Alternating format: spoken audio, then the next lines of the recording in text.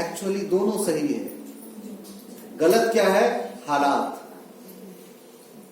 If you are in a good state of health, good level of health, then you need not much more stimulation to correct. But if you are in a very deteriorated state of health, then one prescription can never cure you. अगर ऐसा होता तो फिर Hahnemann का episode number 246 footnote.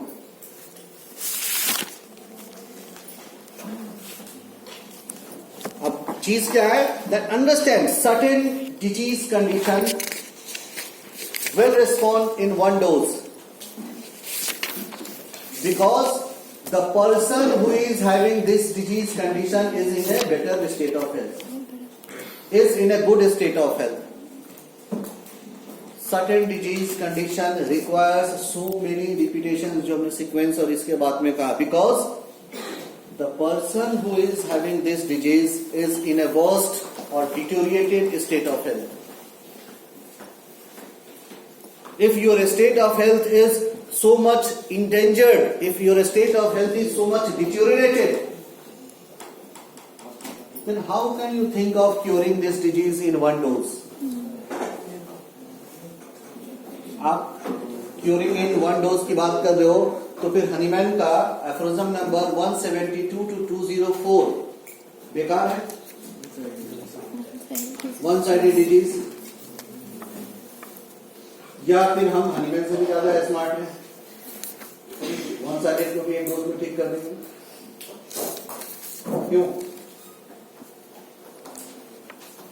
So saying this that one dose is enough to cure, or saying this that multiple medicines are required, both are right. We should not fight within us, or we should not defame each other. Rather, we should understand the situation. We should understand the practicability. Okay, which type of disease, which type of situation is suitable for which type of quotations. And that can only be achieved by proper understanding of level of health. इस level of health में कहने के लिए तो फिर 6-7 दिन भी कम लगेगा, इसलिए और ज्यादा नहीं कहेंगे। सिर्फ इस मैसेज को दे दिया है अभी कि ये जानना जरूरी है। अभी तो हम फर्स्ट ईयर से कहते हैं कि पढ़ना जरूरी है, बात अलग है। तो अगर प्रैक्टिस में रहना है तो इसके ऊपर आप वर्कआउट करना, बहुत कुछ है मिलेगा आजकल दौर में पढ़ने के लिए। अब यहाँ से हम ऑर्गन ऑफ मेडिसिन में फॉरिज्म 1 के अलावा और कहाँ पे लेवल्स ऑफ हेल्थ के बारे में ड्रग प्रूविंग पढ़ा है?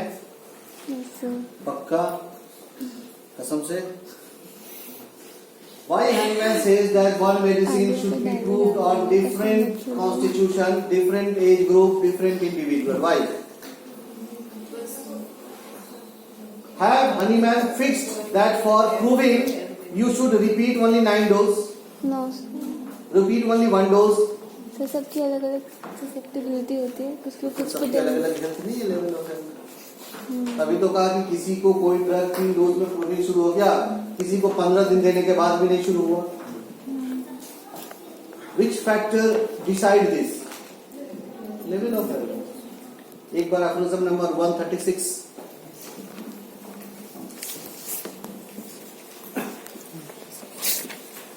और भी है, बहुत सारे जगहों पे है। When Hahnemann says shifting of disease,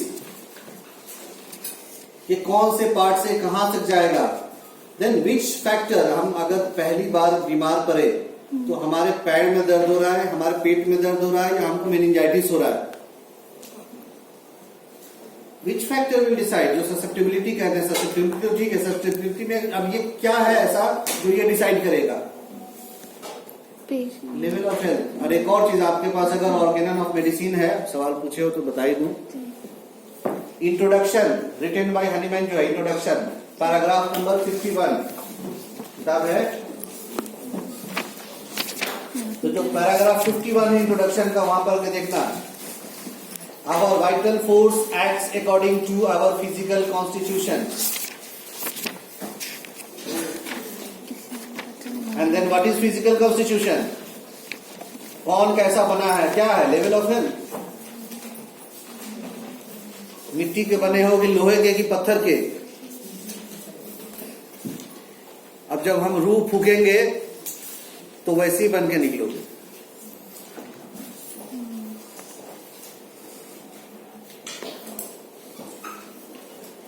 अगर शीशे के बने हो इस जमाने में चलोगे तो जल्दी जल्दी टूट जाओगे, नहीं? और पत्थर के बने हो तो तोड़ते हुए चलोगे। So again it is matter of level of health. Hahnemann ने बहुत सारे प्लेसेस पे डिस्क्राइब किया है, बट चीजों को प्रॉपर नोमेनक्लेचर, प्रॉपर वर्ड न मिलने की वजह से वो चीजें हमारे यहाँ बिल्कुल दम घुटती हुई है। Like diet and regiment, Hahnemann ने यूज किया है कि नहीं यूज किया diet and regiment? Yes sir, सारे कॉन्स्टिट्यूशन हमारे पूरे करिकुलम में, इवन इन पोस्ट ग्रेजुएशन, एक भी ऐसा चैप्टर ही नहीं, एक भी सिलेबस ही नहीं है पढ़ने के लिए।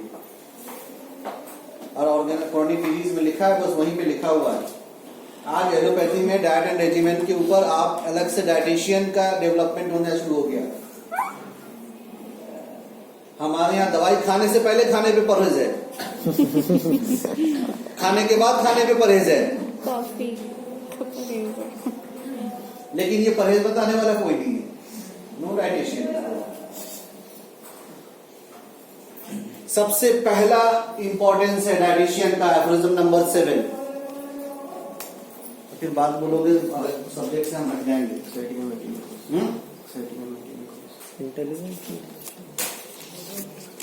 पौधा ओकेजनलिस, क्या ये डाइट के फॉर्म में नहीं आ सकता? आ सकते हैं। मोड ऑफ लिविंग, खाना है कुछ, खा रहे हो कुछ। जी जी, मोड ऑफ लिविंग, हैबिट्स में। जस्ट इमेजिन, आप में से ऐसे कितने लोग हो जिनके फैमिली में एक 6 महीने का बच्चा है, 20 साल का, 25 साल का, 60 साल का, सब लोग, और खाना एक बनता है या सबके लिए अलग अलग बनता है? एक बनता है, ऐसे बता सकते हैं। और आपको क्या लगता है जो 15 साल का है, जो 6 महीने का है, 6 महीने वाले की शायद अलग बनता हो थोड़ा सा दूध, अगर 1.5 साल उसको 2 साल बोल दें तो फिर अलग नहीं होगा। क्या उसकी रिक्वायरमेंट 40 साल वाले की रिक्वायरमेंट, 25 साल वाले की रिक्वायरमेंट, और जो 60-65 का हो चुका है उसकी रिक्वायरमेंट, बॉडी रिक्वायरमेंट सेम है एनर्जी के लिए? नहीं, लेकिन चल रहा है, डाइट एक ही बनता है, नाश्ता एक ही। और अगर चल रहा है रिक्वायरमेंट नहीं है तो क्या वो गड़बड़ी नहीं करेगा? बीइंग ए होम्योपैथ आप उसको कैसे डील करोगे?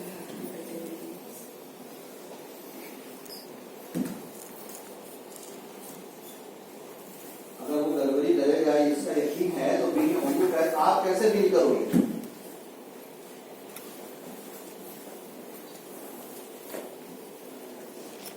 या तो आप अपने क्लिनिक पे फिर एक डाइटिशियन अपॉइंट करो जो अकॉर्डिंग टू डाइटिशियन का इतना इंपॉर्टेंट रोल है। हनीमैन ने तो कहा है सोरिक, साइकोटिक और सिफिलिटिक टाइप ऑफ इंडिविजुअल्स, अगर आपका मैथमेटिक डिफर कर रहा है, आपका फूड क्वालिटी डिफर होना चाहिए। Those who belongs to sycotic miasm, और वो अगर एनिमल फूड पे लाइव कर रहा है चिकन, तो सोच लो क्या कर रहा, करेगा नीम चरा। लेकिन हमको पता नहीं है, बताते भी नहीं, समझाते भी नहीं, चले जा रहे। आपकी आधी दवाई काम नहीं करेगी ढंग से, diet is not, because you are not directing the proper diet. फिर बात निकलेगी तो बात बढ़ जाएगी, उसको एक खत्म करते हैं, आप लोग उस पर ध्यान रखेंगे, ठीक है? टाइम है सर, है 20 मिनट है, चलो थोड़ा सा शॉर्ट कर लेंगे। आगे क्या है? अभी तो शुरू। अब ये एक और पार्ट है जो बहुत डिटेल्स में, अब आई थिंक इसको हम अगर करने गए तो नहीं कर पाएंगे, इसलिए छोटा सा बता दे रहे हैं। सिम्टम क्या है? ये तो लिखा हुआ है।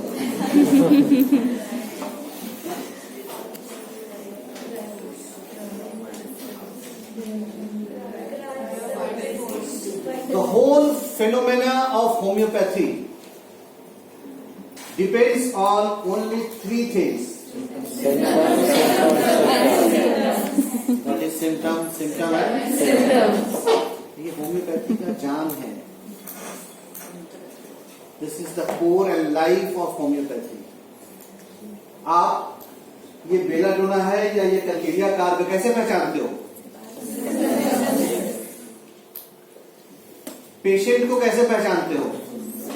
वो हेल्दी है या बीमार है? वो आपके यहां आता है किस उम्मीद से?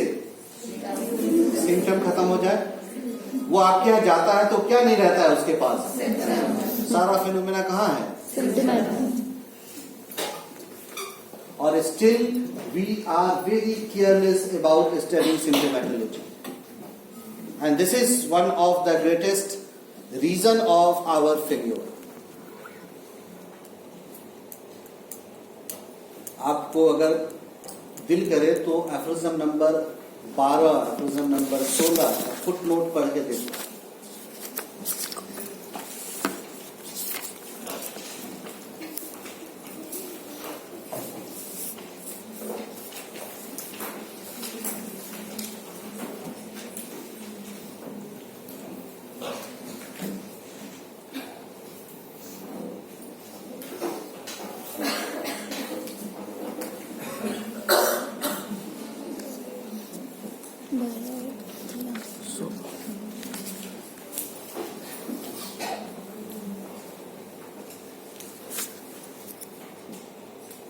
क्या लिखा है?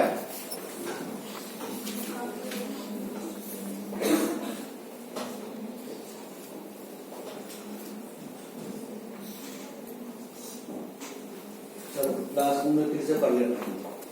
हनीमैन कहता है हमको अंदर में क्या ड्रामा चल रहा है जानने की जरूरत नहीं है.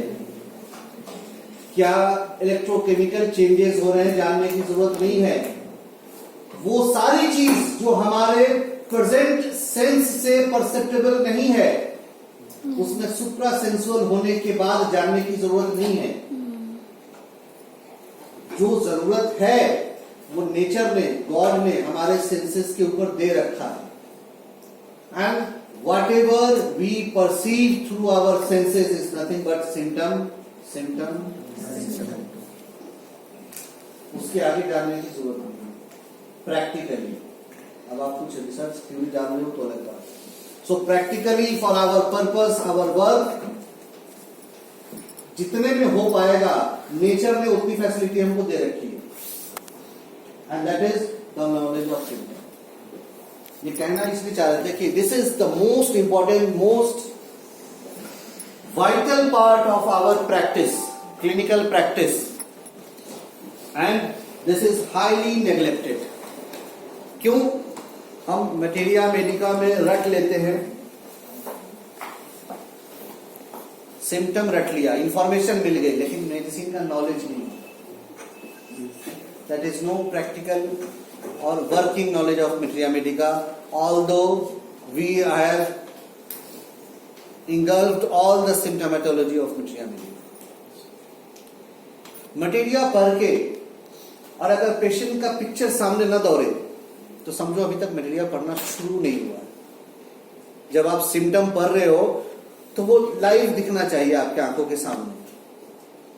जब तक इमेजिनेशन में वो पिक्चर न नजर आने लगे, मेडिसिन उस तरह का एक टेंशन, एक पेशेंट उस सिचुएशन नजर न आने लगे, तब तक शुरू अभी शुरू नहीं हुआ है. इंतहा तो अभी बहुत आगे है. सिमिलरली पेशेंट इतना सारा सिम्टम तो दे रहा है, अब कौन सा, कहां, क्या चूज करोगे, कौन सा पार्ट लेगा टोटलिटी में, कौन सा नहीं बनेगा. So many different direction, so many philosophical thoughts are there. हम भीड़ में कंफ्यूज हैं. बाजार से नारियल लेके चले आए, अच्छे से धो लिया, तोड़ लिया, अंदर का फेंक दिया, बाहर लेके खींच रहे हैं. वही खाते हैं ना नारियल में.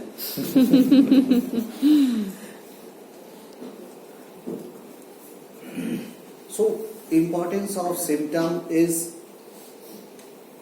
so much that without this we will not move one single step in our clinical practice. अब इसको डिसाइड करने के लिए, इसको डिफरेंशिएट करने के लिए again it requires a fourth request in the form of symptomatology. So इसको आ जाओ. अब ये सिम्टम, इससे पीछे वाले लोग while taking your case while studying your materia medica and while going to treat your patient, इसके बाद you must have in your mind these two classification, compatible symptom and incompatible symptom.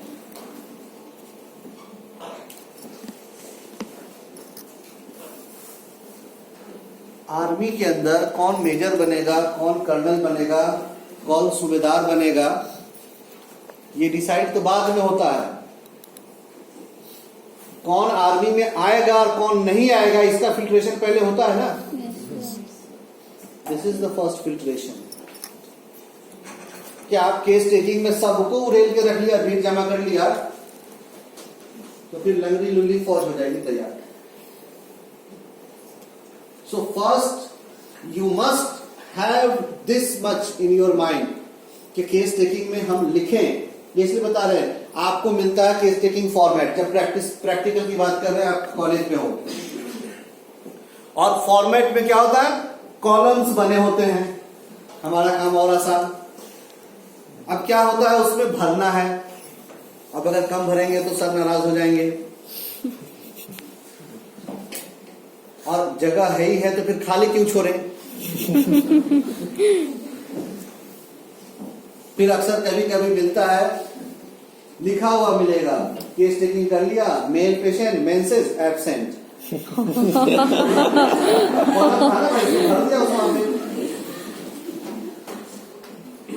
सबसे ज्यादा हम लोग ब्लंडर करते हैं कब, desire and aversion.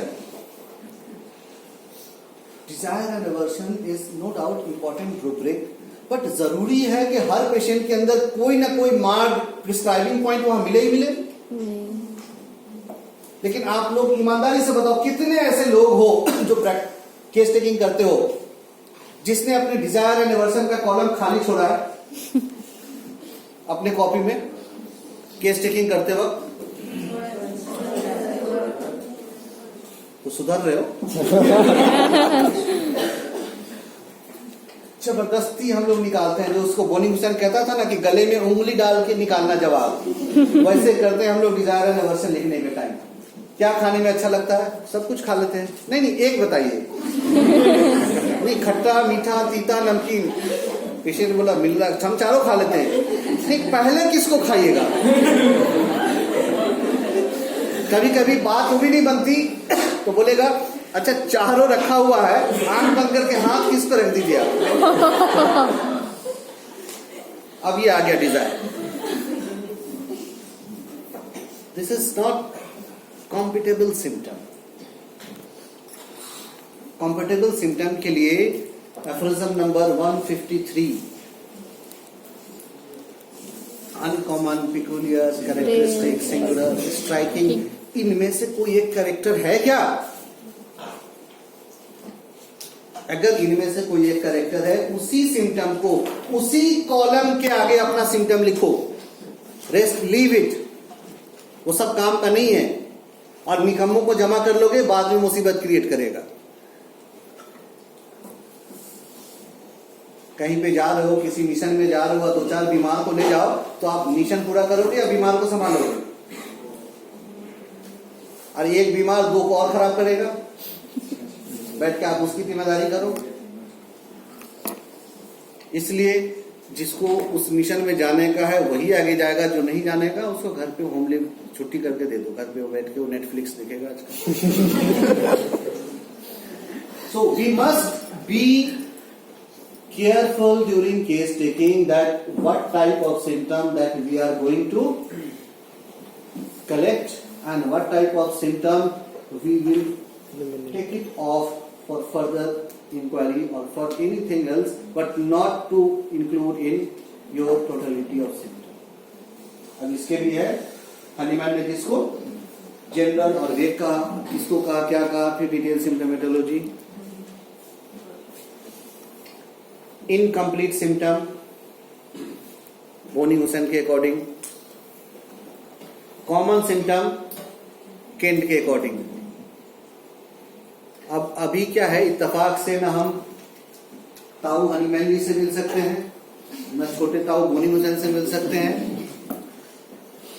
ना केंट भैया से मिल सकते हैं।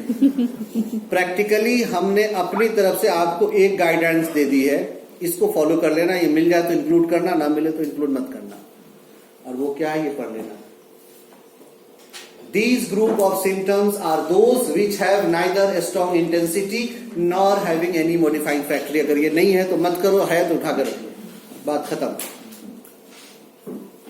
अब केंट ने क्या कहा, बोनिंगसन ने क्या कहा, उसने क्या कहा, सब किताब पढ़ोगे बाद में। ये लास्ट वाला कॉलम को यूज कर लेना, बात खत्म हो गया। सिम्टम में इंटेंसिटी है, उठा लो। सिम्टम में मोडेलिटी है, उठा लो। ये दोनों नहीं है, लात मार लो, बात खत्म। उसके आगे डिटेल सिम्टोमेटोलॉजी पढ़ लेना, फिर अभी नहीं पढ़ाएंगे। आ जाओ मेथड ऑफ, ये तो प्यूरा है। अच्छा केस टेकिंग के लिए रुक जाओ, चलो केस टेकिंग के बारे में एक्यूट डिजीज थोड़ा सा पीछे आ जाओ। यहाँ पे ये सिम्टोमेटोलॉजी देख लेना ना। वो सिम्टम इसलिए बताता है कि केस टेकिंग में क्या उठाओगे। अब आता है why acute case taking and chronic case taking are different. अब वो यहां से शुरू होता है। मैथमेटिका प्यूरा का ये अपने पास पहला एग्जांपल दिया, जहां हनीमैन खुद कहता है कि क्रोनिक डिजीज के केस टेकिंग के लिए उसने एक फिक्स्ड फॉर्मेट, एक फिक्स्ड डायरेक्शंस, एक चार्ट दे रखा है, जो आप लोग अपने नोटबुक में थर्ड ईयर में फिल करते हो। But for acute diseases there is no fixed performer। Akshay Kumar का भूल भुलैया देखा है? Yes, sir. Every case of psychiatric patient is different from one another। No previous psychiatric regulation is applicable for the next one। वो एप्रोजम number 100 पर के गया था शायद। So acute disease, every situation is different, every patient is different, every patient requires some different way, different approach, no fixed formulation, no fixed direction कि यहाँ यही मिलेगा। कहीं कॉज एंड इफेक्ट के रिलेशन पे प्रिस्क्राइब हो जाएगा, कहीं कॉन्कोमिटेंट पे प्रिस्क्राइब हो जाएगा, कहीं इंटेंसिटी पे प्रिस्क्राइब हो जाएगा। प्रिस्क्राइब करने के लिए बहुत ज्यादा तामझाम करने की जरूरत नहीं है, 3 चीज ही चाहिए। सिम्टम सिम्टम सिम्टम हर बार वही मामला। सबसे पहला डायरेक्शन अब ये है, इसको शॉर्ट में बताते हैं, स्लाइड में आगे बढ़ाते हो दिख जाएगा। ये तो वही है जो हनीमैन ने कहा, और आगे आ जाओ। ये पहला रिक्वायरमेंट है, क्या केस एक्यूट हो या क्रोनिक हो।